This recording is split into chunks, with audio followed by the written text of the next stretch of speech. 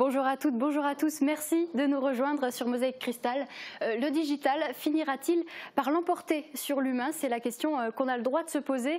En tout cas, l'entreprise Rens à Woestwiller en a fait un atout pour développer son activité de fabrication de boîtes aux lettres et de boîtes à colis. Monsieur Fischer, bonjour, vous êtes le directeur de l'entreprise.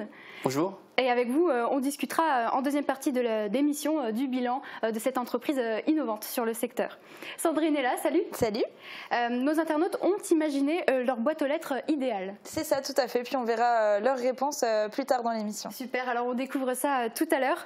On part retrouver Valentin en duplex. Salut Valentin, tu te trouves à l'intérieur de l'étang de Diefenbach. Une fuite sur la digue avait été suspectée. Peux-tu nous faire un état des lieux ? Oui, eh bien, je t'invite à regarder ce paysage lunaire derrière moi, l'étang de Diefenbach qui a été vidé il y a déjà un peu plus d'un mois. Alors qu'est-ce qui se passe? Eh bien, en fait, les travaux n'ont pas pu commencer parce qu'on est en pleine investigation. Le but, c'est de trouver la fuite. On ne sait pas encore exactement où elle se situe, mais des choses sont en train d'être faites. On verra ça dans le reportage et nous aurons également le maire d'Olvin qui viendra s'exprimer sur l'avancée des études et également ce qu'il reste à faire, ce qu'il va se passer dans les prochains mois. Merci beaucoup Valentin, on voit ça tout à l'heure alors et on continue l'info avec le 60 secondes.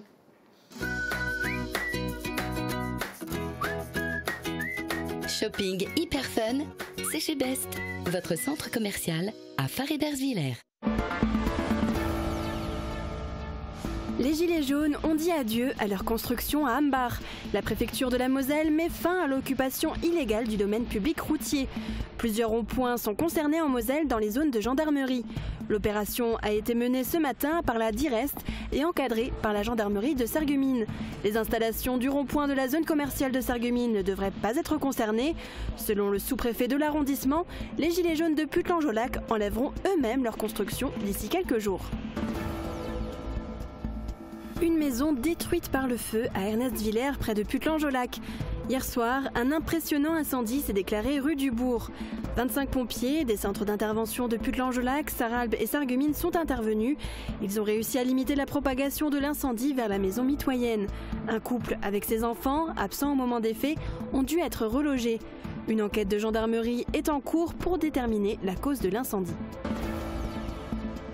Un débat pour la journée franco-allemande. Le lycée franco-allemand de Sarreguemines a invité hier des personnalités politiques, économiques et universitaires pour échanger devant les élèves. Le thème de cette table ronde, quel rôle jouent les relations franco-allemandes dans les défis actuels de l'Europe? Un événement qui tombe à point nommé le jour de la rencontre d'Emmanuel Macron et Angela Merkel à Aix-la-Chapelle pour signer le nouveau traité de l'Elysée. Des boîtes aux lettres à destination des consommateurs. L'entreprise Rens à Woestwiller a créé la Drivebox. Le client commande des produits sur le site d'un commerçant et il peut venir les récupérer dans une boîte installée au magasin. C'est du click and collect. Certaines sont réfrigérées, ce qui permet de commander des produits frais et surgelés. Cette année, des Drivebox devraient être installées au centre-ville de Sarreguemines.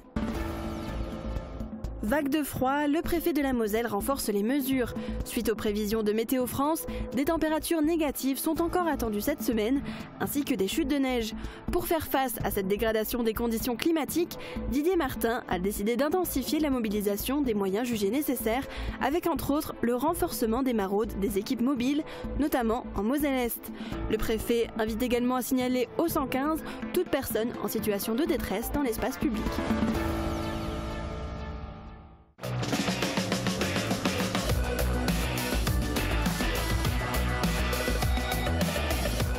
La médiathèque de l'Agglo, l'innovation au service de la culture. Et oui, on vous l'avait promis hier, les chutes de neige ont eu lieu cette nuit un peu partout sur le secteur. Sandrine vous donne les prévisions météo pour demain. Avec le Crédit Mutuel, partenaire des grands événements sportifs.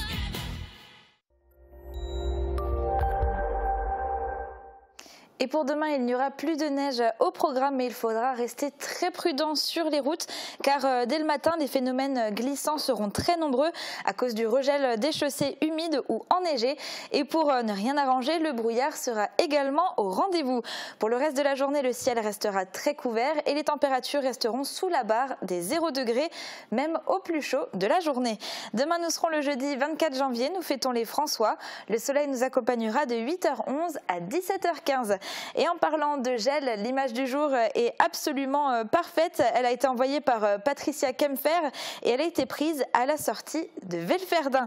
Merci à elle pour cette photo et si vous aussi vous voulez nous en envoyer, n'hésitez pas et écrivez-nous par mail à l'adresse qui s'affiche en bas de votre écran ou sur notre page Facebook.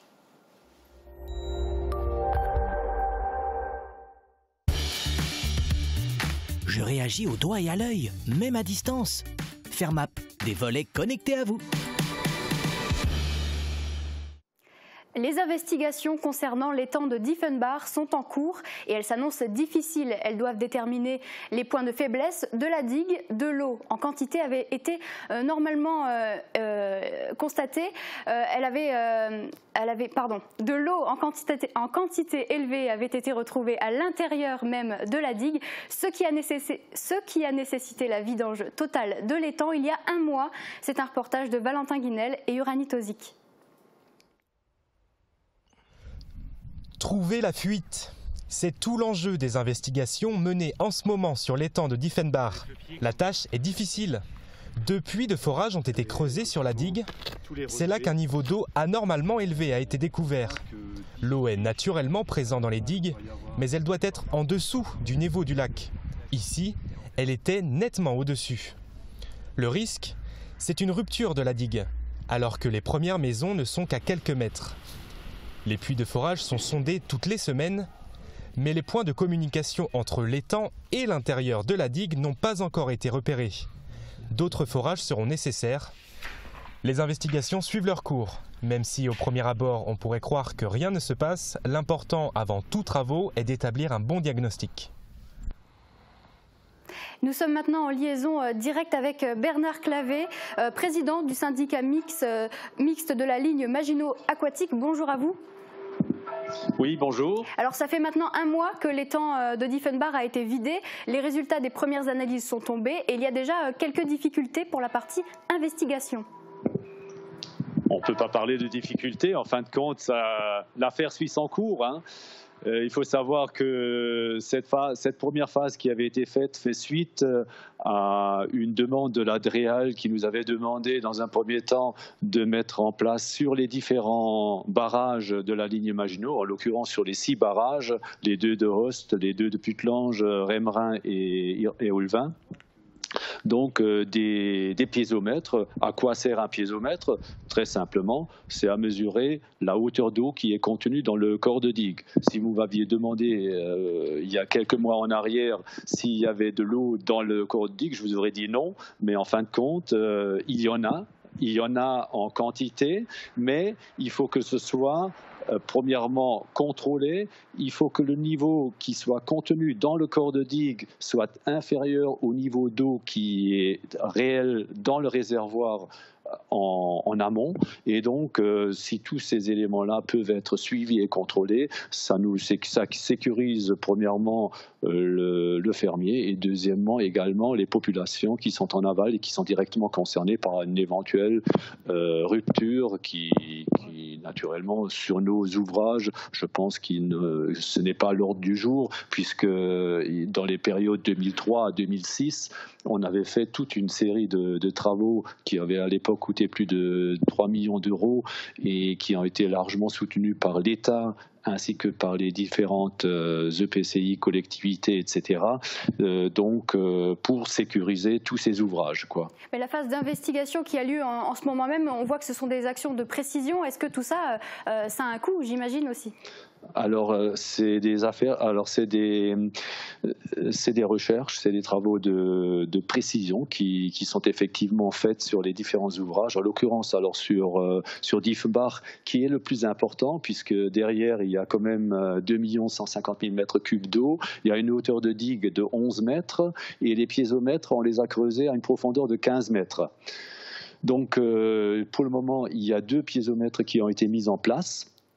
Ces piézomètres, donc, comme dit précédemment, servent à contrôler le niveau d'eau qui est contenu dans le corps de digue.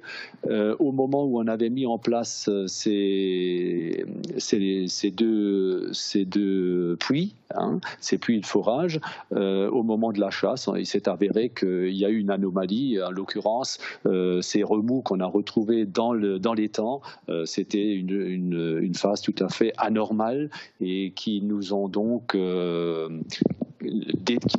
qui nous ont poussé à faire des recherches plus précises. Et actuellement, on a fait une première phase qui était une phase de suivi et d'accompagnement dans la phase de vidange de l'étang.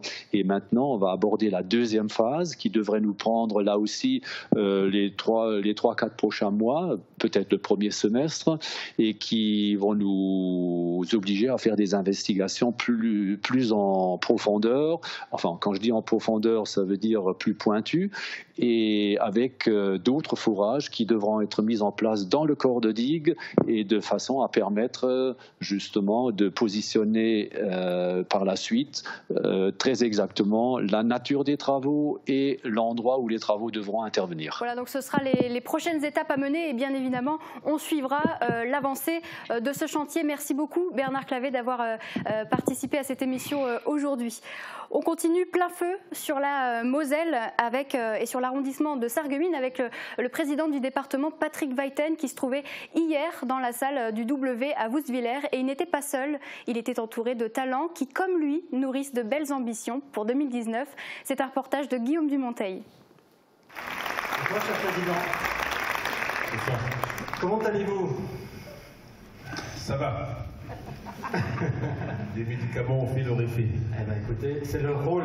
À l'instar des plus grands artistes, Patrick Weiten a tenu son rang. Malgré un coup de moins bien, il s'est présenté devant son public afin de ne pas le décevoir.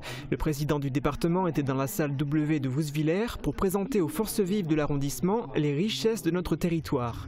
Celles de la Moselle, bien entendu, comme le musée du sel de Marsal ou le parc archéologique de Bliesbrück-Rheinheim, mais également ces hommes et ces femmes, entrepreneurs, sapeurs-pompiers volontaires ou encore sportifs, accompagnés par la collectivité et qui brillent au niveau national et international. Participaient ainsi aux différentes tables rondes Renaud Dalissier de la manufacture lorraine d'optique Mont-Royal à Gotzenbrück, Amélie Schmitt de la ferme Huvert, Marie-Claire Roch de l'EARL de l'Albe, Anaël Gangloff, sapeur-pompier volontaire, Lynn Courbon et Maëlys Kremer, respectivement ancienne et actuelle présidente du conseil départemental jeune, ainsi que la nageuse Camille Doba et Vanessa Meyer d'AVS Santé, des acteurs qui participent au rayonnement de la Moselle aux côtés du conseil départemental. Nous avons besoin de démontrer ensemble que créer, développer, concevoir, produire, protéger fait partie et sont autant d'actions concrètes que nous essayons de réaliser et de mettre en œuvre tous les jours avec passion, rigueur, professionnalisme et compétence. Patrick Weiten souhaite que la Moselle progresse en 2019. Plusieurs projets seront menés de front, dont celui-là. Le contrat Moselle Ambition doit nous permettre, dans un esprit d'innovation, de solidarité, d'inventivité, de mettre en place 23 nouveaux projets avec les 23 intercommunalités de Moselle, des projets de territoire cohérents, utiles, pertinents, et cela dans le cadre de relations avec les communes de Moselle. Patrick Weiten souhaite également que le département devienne la collectivité européenne de Moselle avec de nouvelles compétences à l'instar de la naissance prochaine de la collectivité européenne d'Alsace. C'est ce trait d'union entre l'économie. Et le nouveau traité de l'Elysée a été signé à Aix-la-Chapelle. Et pourtant, l'Alsace-Moselle est toujours française et la France n'a pas renoncé à son siège au Conseil de sécurité de l'ONU au profit de l'Allemagne. Ces deux mensonges pourtant portés haut et fort par divers politiques europhobes démontrent toutefois que la relation franco-allemande reste au cœur de la construction européenne. C'était le thème d'une table ronde organisée au lycée franco-allemand à Sarrebruck.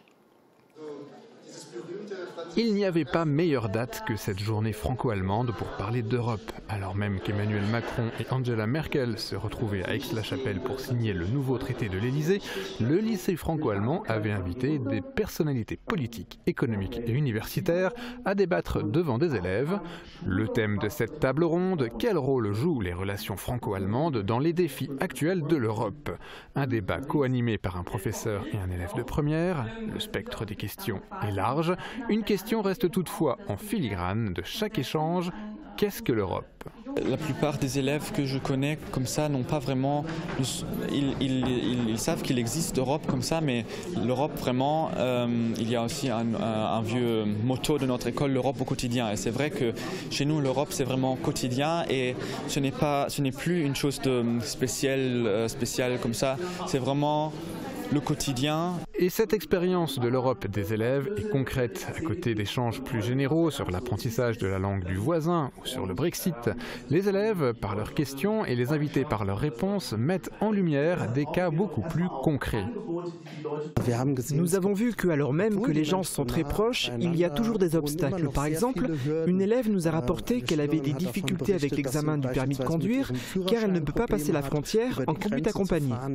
Autre retour du terrain exprimé par les élèves, l'absence de transport en commun transfrontalier efficace, en dehors du tram et d'une ligne de bus. D'ailleurs, sur ce sujet en particulier, le nouveau traité de l'Elysée devrait permettre de faire avancer les choses, puisqu'il y est clairement indiqué que la France et l'Allemagne entendent faciliter l'élimination des obstacles dans les territoires frontaliers, afin de faciliter la vie quotidienne des habitants de ces territoires. Sensations, douceur, musique et créativité étaient à l'honneur à la médiathèque communautaire de Sarreguemines. La compagnie Héliotrope Théâtre a présenté son spectacle jeune public Fibres, racines, laine et marionnettes. À l'aide de différents matériaux que les personnages découvrent sur un îlot, les marionnettes vont prendre vie. Vénus d'un monde mystérieux, ces petits êtres vont être leur langage commun pour se comprendre, s'apprivoiser et partager. Des techniques visuelles et sonores qui transportent les tout-petits dans un univers merveilleux, montrant qu'ensemble, on peut réaliser de grandes choses.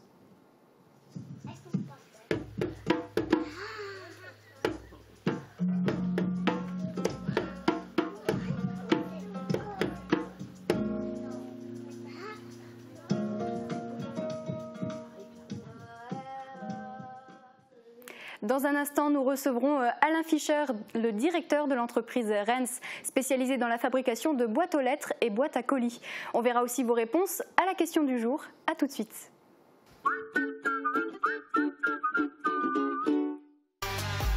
Revivez les meilleurs moments sportifs de 2018 en présence de Cédric Schramm et de sa célèbre banderole floquée Sarreguemines, mais aussi Hugo Schopp, tennisman sarregueminois figurant dans le top 100 français.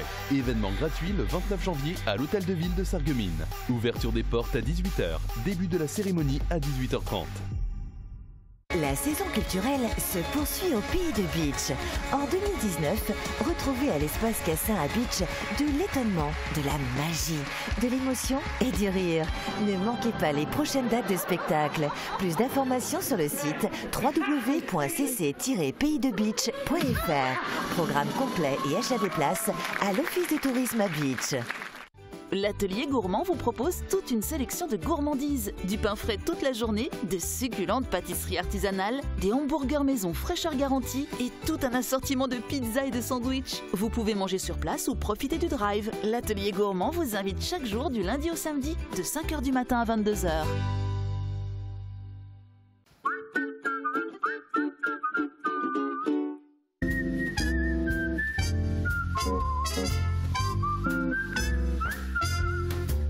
Oseo Cuisine, un service personnalisé avec des prix imbattables toute l'année. N'achetez pas votre cuisine sans passer par Oseo Cuisine. Comment imaginez-vous votre boîte aux lettres idéale? C'est la question qu'on vous a posée sur Facebook. Alors Sandrine, est-ce que nos internautes ont été créatifs? Eh bien, j'ai envie de te dire très. Il y a Linda qui nous a écrit la boîte idéale. Ce serait une qui empêcherait les factures d'y entrer. Sinon, la connecter est bien. Mais j'ai toujours plaisir à aller à ma boîte traditionnelle, histoire d'avoir du suspense. Y a-t-il du courrier ou pas? Et René nous dit, je verrais bien une boîte aux lettres connectée en deux parties. Une pour le courrier de petite taille et une pour les petits colis, et une pour les courriers de petite taille et les colis, et une très grande pour les gros colis. Et elle serait reliée à notre ordinateur et smartphone pour nous prévenir lorsqu'un colis ou un courrier est déposé ou lorsqu'un colis a été enlevé dans le cadre de l'envoi de colis depuis le domicile.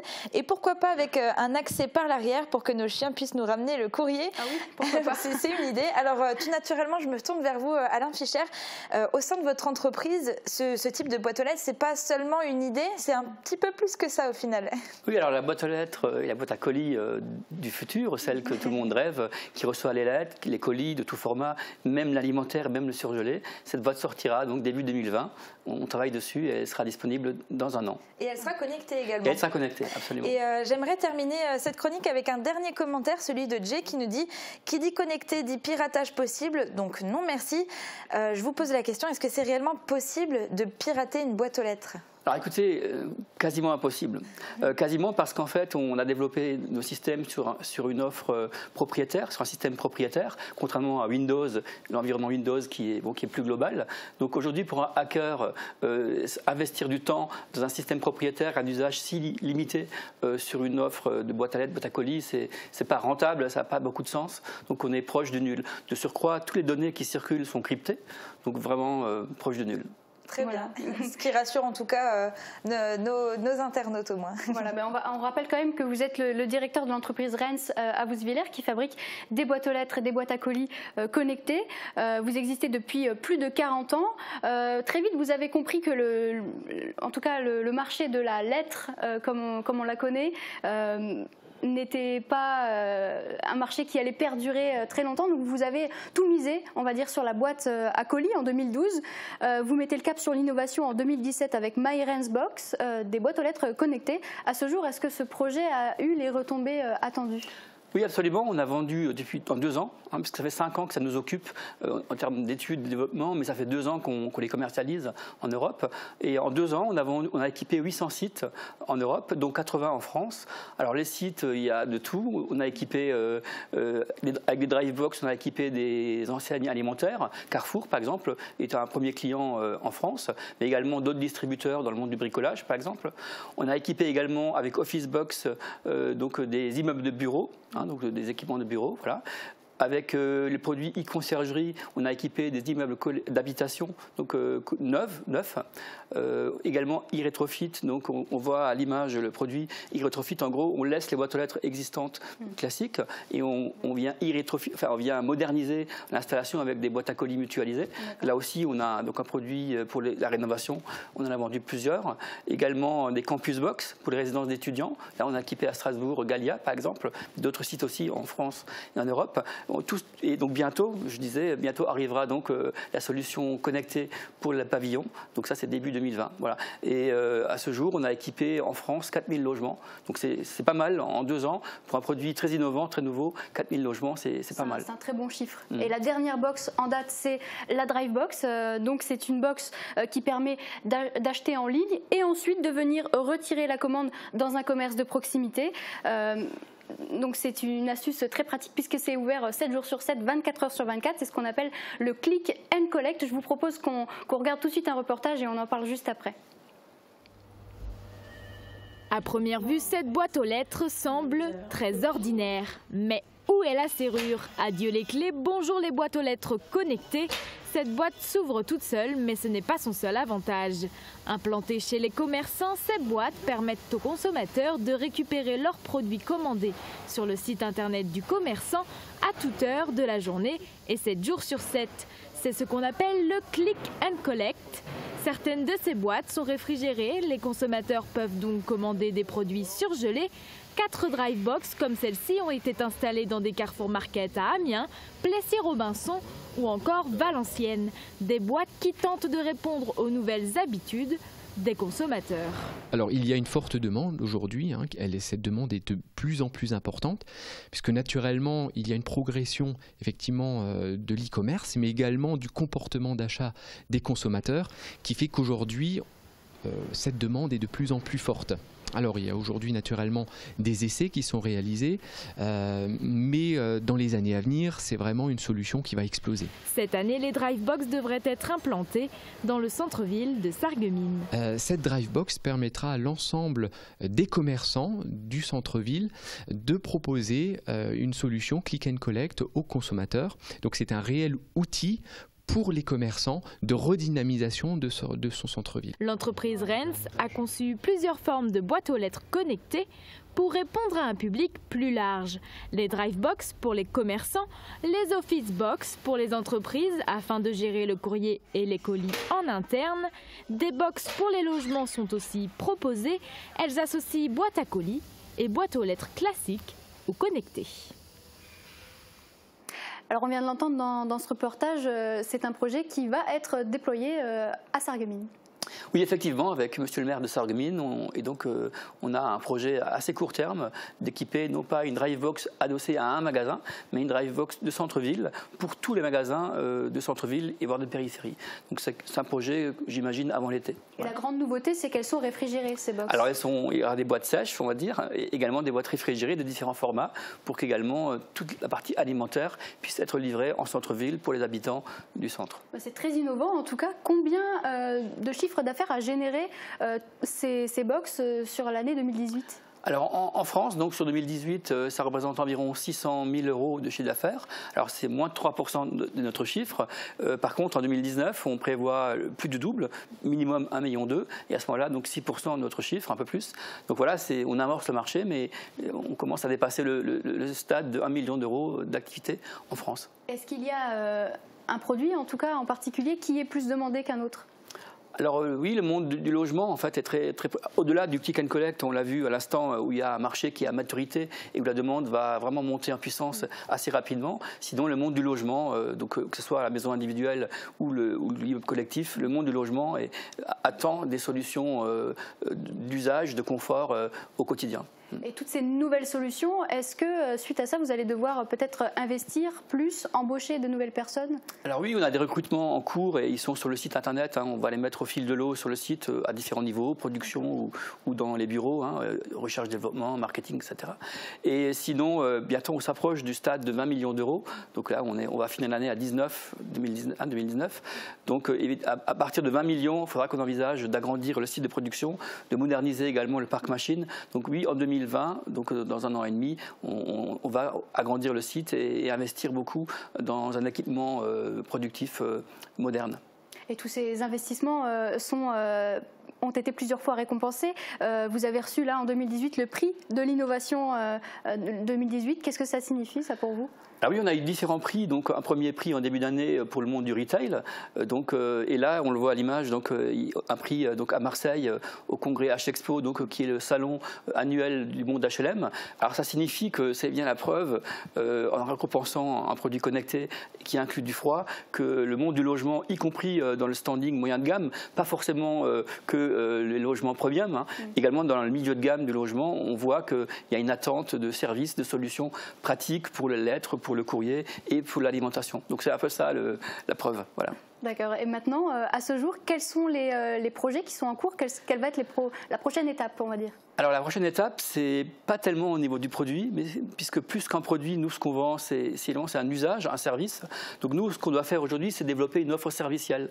Alors en gros, dans un contexte d'économie collaborative, puisque nos boîtes finalement se partagent d'un côté avec des usagers, plusieurs résidents qui utilisent les mêmes boîtes, qui se les partagent. D'un autre côté, on a des chargeurs, on va dire, donc ça peut être la Poste, des expressistes, UPS, etc. Mais également des commerces de proximité qui vont donc charger ces boîtes. Voilà. Et donc ce qu'il faut, c'est un petit peu comme a réussi à le faire Uber, Blablacar ou Booking, c'est développer une sorte de plateforme digitale qui saura mettre en relation, je dirais, les usagers et les commerçants.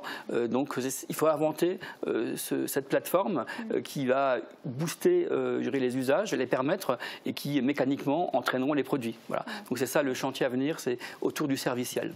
Il faut vivre avec les attentes du marché, effectivement. Il y a beaucoup de demandes sur le secteur pour ces box Alors oui, la demande elle est européenne au moins, elle est française et elle est également locale, hein, puisque donc on en a parlé avant, on a un projet donc avec la mairie de Sarreguemines, mais par exemple le Carrefour, on a équipé 4 magasins, on a 10 à 20 autres sites qui vont arriver en 2019, donc on sent effectivement que les boîtes connectées, notamment donc les boîtes à colis pour recevoir à domicile, c'est un usage qui va s'imposer au fil de l'eau dans les prochaines années. Oui, avec l'e-commerce, voilà, forcément. Est-ce qu'on peut imaginer qu'un jour, la boîte aux lettres matérialisée comme on la connaît, elle n'existera plus dans un monde où on est de plus en plus dans le virtuel?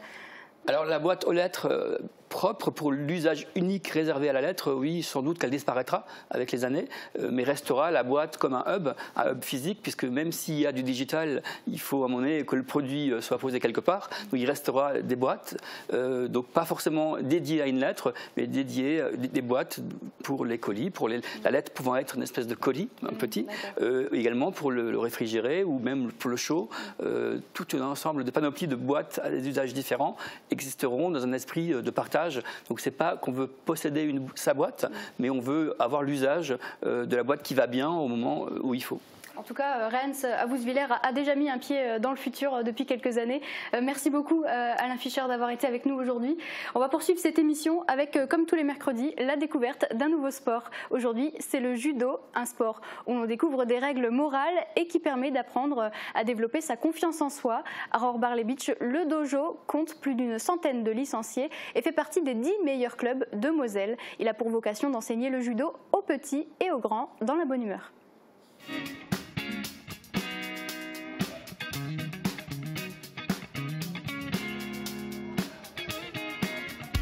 Nous sommes le dojo Rohrer-Beach qui existe depuis 20 ans et qui a actuellement plus de 160 licenciés.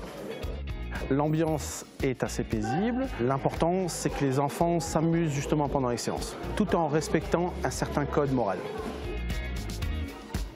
Alors une séance d'entraînement se fait avec un échauffement, après on a démonstration de technique et puis on enchaîne sur des petits combats. Les katas, c'est des techniques qu'on doit démontrer pour pouvoir passer la ceinture noire. Et il y a 9 techniques pour passer la ceinture noire première dan. Parce qu'en passant la ceinture noire, on a aussi différentes dan, jusqu'à 12 dan.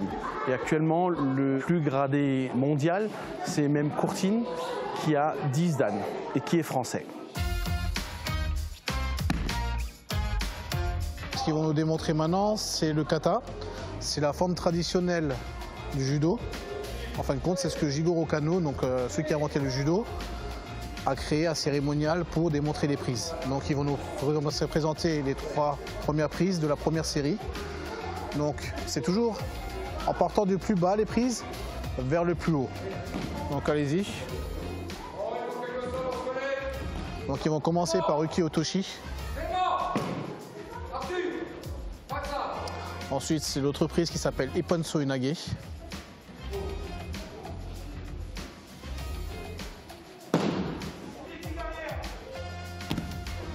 Et on terminera par la plus impressionnante, Kataguruma.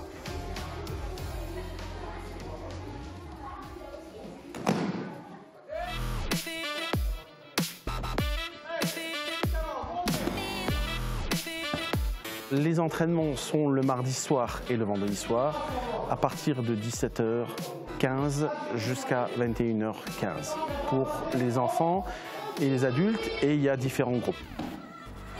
Nous faisons de la compétition, nous avons encore des filles qui ont fait un résultat ce week-end, qui ont fait un résultat au championnat de Moselle et qui sont qualifiés pour les championnats de Lorraine. Ensuite, nous avons des plus grands qui font de la compétition aussi. Il y a 2 ans, nous avions 2 du club qui étaient au championnat de France. Oui, nous avons pas mal de titres. Il y a pas mal de coupes qui sont là-haut justement et nous sommes parmi les 10 meilleurs clubs de Moselle. Le judo s'adresse à tout type d'âge, à partir de 3 ans jusqu'à plus de 90 ans. Au niveau des entraîneurs, on s'adapte vis-à-vis de la personne. Les qualités pour un bon judoka sont la patience, parce qu'on n'apprend pas du jour au lendemain. Il y a quand même quelques années de pratique, la persévérance et on va dire l'assiduité. Nous sommes actuellement un bon club, il y a une bonne ambiance, les enfants sont très heureux. Pour moi, en tant qu'entraîneur, je trouve que le plus important, c'est que les enfants, quand ils viennent, ils doivent passer une heure de plaisir. Ça ne doit pas être une contrainte. Ils doivent venir avec le plaisir et c'est ce qui est le cas actuellement chez nous, au Judo Club, le dojo Robachois.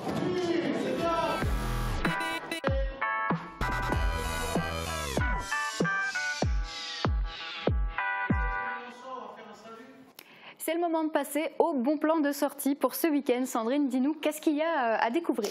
Eh bien, pour commencer, je vous propose une nouveauté. C'est le tout premier salon des minéraux qui est organisé par les associations Libre Events et Comme Events Sans Frontières. Il sera organisé ce week-end au centre de communication de la Smart à Ambar. Et vous y trouverez des pierres précieuses, des bijoux, des météorites ou encore des fossiles. Et un espace bien-être sera également installé. Il y a 80 exposants qui sont attendus et des conférences et des ateliers vont rythmer le week-end. Et pour y assister, donc rendez-vous ce samedi de 11h à 19h et dimanche de 10h à 19h. Et les 2 jours, l'entrée est à 3 € mais gratuite de 10h à 13h. Et autre découverte maintenant, celle des soins infirmiers. Oui, c'est ça. L'Institut de formation en soins infirmiers de Sarreguemines organise une matinée porte ouverte. Donc c'est ce samedi de 9h à 13h. Et c'est une manifestation qui sera animée par les formateurs et les étudiants qui s'adresseront directement à toutes les personnes intéressée par la formation infirmière et elle aura lieu à l'IFSI de Sarreguemines qui se trouve 8 rue du docteur Eugène Jacques Schatz près de l'ancien hôpital à Sarreguemines. Et si on est plus branché art, à l'hôtel de ville de Sarreguemines, il y aura un spectacle de danse. Et je dirais même 2 spectacles de danse qui seront proposés par le conservatoire de Sarreguemines. Donc la première représentation sera donnée ce samedi à 19h et la deuxième ce sera ce dimanche à 14h. Et comme tu le disais, ce sera sur la scène de l'hôtel de ville. L'entrée est libre, alors venez nombreux apprécier leur talent. Ce week-end, toujours, les matchs de foot reprennent pour le SFC. C'est ça. Alors en fait, ce week-end, ils affrontent à domicile l'équipe contre laquelle ils ont joué en dernier avant la trêve hivernale, c'est-à-dire Saint-Louis-Nevègue. Et c'était un match qui était très compliqué pour le SFC, donc ils vont avoir besoin de tous vos encouragements et votre soutien aux abords du stade de la Blise. Donc c'est ce samedi à 18h. Venez nombreux les encourager. Et en ce qui nous concerne, évidemment, c'est aussi la reprise des directs foot. Donc le match sera également diffusé sur Mosaïque Cristal. Et évidemment. Carnaval approche à grands pas déjà. Tu nous proposes déjà un événement pour le week-end prochain. C'est ça. Alors c'est bientôt Carnaval, comme tu dis. Ce lundi, on a pu en discuter on a pu discuter et faire le point sur la programmation complète de la société carnavalesque de Sarreguemines avec notre invité Joris Emer. Alors n'hésitez pas à aller retrouver le replay de cette émission sur notre site internet pour connaître toutes les dates. Mais le week-end prochain, c'est l'ES Wieswolf 93 qui vous invite à un dîner carnavalesque. Alors au menu, c'est Bouve Spätzle à volonté et l'ambiance sera assurée par l'orchestre Sunlight Music. C'est samedi prochain, donc le 2 février à 19h. Et je vous en parle déjà aujourd'hui parce que vous vous en doutez, il faut réserver vos places auprès de l'association, donc par mail à l'adresse eswieswolf93@sfr.fr et elles sont au prix de 30 € par personne. Alors il y a un autre événement qui aura lieu le week-end prochain, c'est un concert. Oui, c'est ça, c'est celui du chœur d'hommes Les Joyeux Compagnons de Puttelange-au-Lac. Alors ils proposent aux spectateurs du W de Woustviller leur machine à remonter le temps. Donc c'est un spectacle qui traverse les âges en chanson, de la préhistoire à notre époque en passant par les années 60. Vous n'êtes pas au bout de vos surprises et c'est un concert qui aura lieu donc samedi prochain, le 2 février. Il reste encore des places, j'ai demandé confirmation au W, donc n'hésitez pas à réserver vos places et à les acheter sur les réseaux Fnac ou Ticketmaster. Voilà, et c'est bientôt les vacances scolaires, Sandrine. Tous les parents n'ont pas l'occasion, la chance de pouvoir prendre des congés et il faut bien sûr des centres aérés. Ben oui, parce qu'il faut pouvoir occuper nos enfants. Alors à Sarreguemines, c'est le foyer culturel qui vous propose un centre aéré et qui propose d'accueillir vos enfants au centre périscolaire du 11 au 22 février avec des animations pour les enfants de 3 à 13 ans sur le thème du cirque. L'inscription se fera à la semaine pour les enfants de plus de 6 ans ans. Et il sera possible d'inscrire à la journée des enfants de moins de 6 ans. Et vous pourrez retrouver toutes les informations et les formulaires d'inscription sur le site du foyer culturel de Sarreguemines. Et du côté du Pays de Bitche, c'est la ville de Bitche qui organise elle aussi un centre aéré dans les locaux de la Maison de l'Enfant, donc du 11 au 15 février, pour les enfants de 3 à 11 ans. Et les inscriptions se feront sur rendez-vous, donc c'est du 28 au 31 janvier à la Maison de l'Enfant. Mais vous pouvez déjà prendre rendez-vous pour avoir un rendez-vous. Donc dès aujourd'hui, la plateforme a été ouverte hier et vous trouverez toutes les informations et fiches d'inscription sur le site de la ville de Bitche. Merci beaucoup Sandrine. Avec plaisir. Alain Fischer, merci beaucoup aussi à vous d'avoir participé à cette émission qu'on va terminer d'ailleurs avec le 7e épisode dédié aux vœux pour la nouvelle année 2019.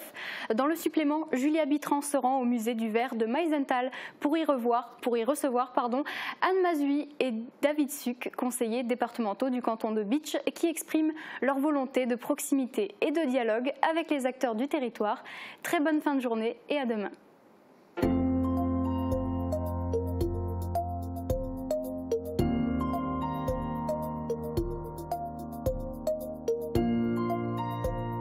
Anne Mazui, David Suc, bonjour.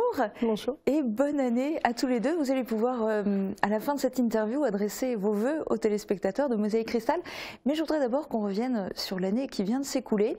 Honneur aux dames. Qu'est-ce qui vous a le plus marqué en 2018 ? Alors, c'est une vaste question parce qu'il y a eu beaucoup de choses en 2018. Alors, au niveau du canton, on est ici aussi dans le site au musée du verre de Meisenthal. Donc, ce qui m'a le plus marqué, c'est la pose de la première pierre pour le site verrier, pour lequel le département a contribué fortement par l'octroi d'une subvention de 3 millions d'euros. Après, de façon plus générale, au niveau départemental, il y a la territorialisation de nos services départementaux, les routes, le social, les collèges. Et enfin, il y a la création de la marque Moselle également qui m'a marqué. Et vous, David Suc ? C'est effectivement une année riche pour le canton et puis pour la Moselle. Comme le disait Anne, c'est effectivement le lancement de l'agence d'attractivité qui s'est soldé par le lancement de la marque Moselle. Je crois que c'est important aujourd'hui, dans le cadre de la compétition des territoires dans la région Grand Est, que la Moselle devienne une destination touristique de manière entière. Et lorsqu'on parle de tourisme, nous avons effectivement sur le canton de Bitche quelques belles pépites. Le musée du verre qui nous accueille aujourd'hui avec la restructuration, comme l'a dit Anne tout à l'heure. Nous avons quelques sites tout à fait prioritaire en termes d'attractivité touristique, que ce soit le Moulin des Schiller, que ce soit la Citadelle, que ce soit le Simserhof, et puis ensuite le Pays du verre et du cristal qui reste un site et une destination forte. Et puis en 2018, le département a adopté un nouveau schéma départemental en faveur de l'agriculture mosellane. Alors ce schéma effectivement vise à promouvoir les circuits de proximité, vise à aider l'agriculture aujourd'hui à surmonter les difficultés, à la fois au niveau de quelques aides ponctuelles. Dans le cadre de la sécheresse, nous avons validé 1 million d'euros qui va pouvoir être distribué aux agriculteurs dans le cadre de ce partenariat fort. Et puis c'est effectivement tout le développement des circuits courts pour essayer de promouvoir aujourd'hui l'agriculture de qualité et puis retrouver de la valeur ajoutée sur les territoires mosellans. Anne Mazui, vous faites partie de la commission qui est la plus transversale, finance, économie, relations internationales, tourisme. Expliquez-nous un petit peu quel est le budget annuel du conseil départemental de la Moselle et comment cet argent est réparti entre les différentes missions puisqu'elles sont nombreuses. Effectivement, elles sont nombreuses. Donc le budget 2018, c'était près de 900 millions d'euros. Alors sur cette somme, 60% vont directement au social, dont le RSA, qui a été financé à hauteur de 158 millions d'euros en 2018. Et en contrepartie, l'État ne nous reverse même pas la moitié de cette somme.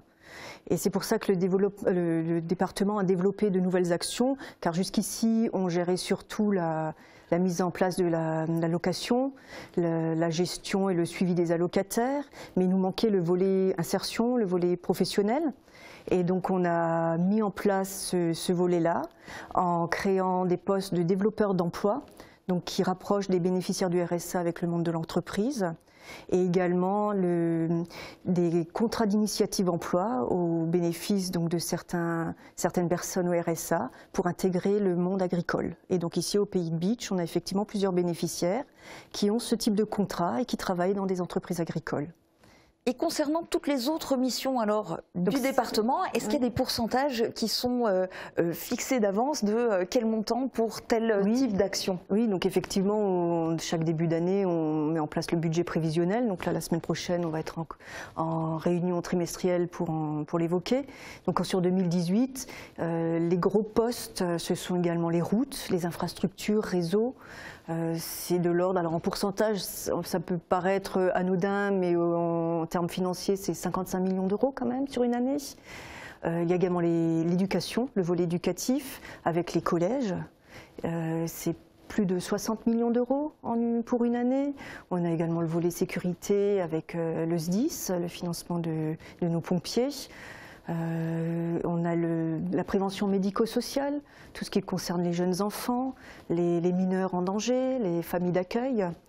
Donc c'est vrai qu'on a vraiment de nombreuses compétences.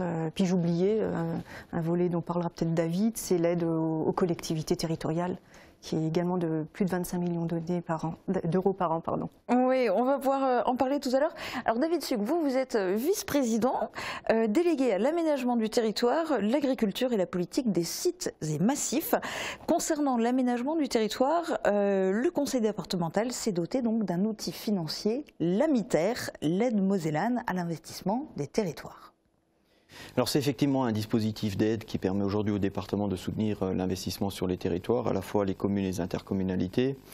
C'est 25 millions d'euros par an. Et lorsqu'on dit 25 millions d'euros par an, ça revient en gros à apporter 80 euros par habitant en moyenne, depuis le démarrage de ce contrat qui a démarré en 2015. Au jour où nous sommes, depuis 2015, nous avons apporté 83 millions d'euros sur l'ensemble du territoire, ce qui revient à soutenir à peu près 500 dossiers. Et on a aujourd'hui un levier d'action qui est de 1 pour 5, et donc on est en gros à 400 millions d'euros de travaux qui se sont réalisés en Moselle avec l'aide du département. Ce qui est important de rappeler, c'est à la fois que l'aide a diminué parce qu'aujourd'hui le département, comme le disait Anne, a de moins en moins de dotations. C'est 20 millions d'euros de dotations en moins tous les ans, et l'action sociale augmente de 18 millions d'euros par an depuis 4 ans. Voilà, donc c'est aujourd'hui des millions d'euros qui ne sont plus sur la table. Donc le département investit un peu moins, subventionne toujours fortement. Et lorsqu'on dit ça, je crois qu'il faut le comparer par exemple à l'aide de la région, qui pour ce qui la concerne apporte 23 millions d'euros. Donc la Moselle, à elle seule, apporte plus d'aide au niveau de son petit territoire d'1 million d'habitants, et je dis ça sans modestie, comparé à la région. C'est dire aussi que ça reste une priorité forte du département, que celle de l'investissement public. Alors, autre volet, le tourisme, on le disait tout à l'heure, on est à Meisenthal, au musée du Verre. Anne Majvi, vous qui vous intéressez particulièrement au tourisme, c'était important que cette interview se déroule sur ce site. Qu'est-ce que ça représente, le tourisme, au niveau du conseil départemental ? Alors tout à fait, déjà effectivement, on a vraiment tenu à ce que cette émission se fasse ici. C'était pas évident car on est en pleine restructuration. Donc c'est vrai que les travaux de réhabilitation ont démarré. Et c'est vrai que pour nous, c'est vraiment le site qui va permettre de faire rayonner notre canton, mais également toute la Moselle avec nous au sein de la grande région. Alors au niveau du département, donc on a une nouvelle agence, c'est l'agence d'attractivité, David en a fait état tout à l'heure, et dans laquelle effectivement le tourisme a une place importante. Et on a effectivement lancé la marque Moselle, de l'acronyme Moselle sans limite, donc en 2018, qui réunit tous les acteurs désireux de faire rayonner notre département, et dont les acteurs du tourisme. Alors ça peut être des produits, des activités, des événements.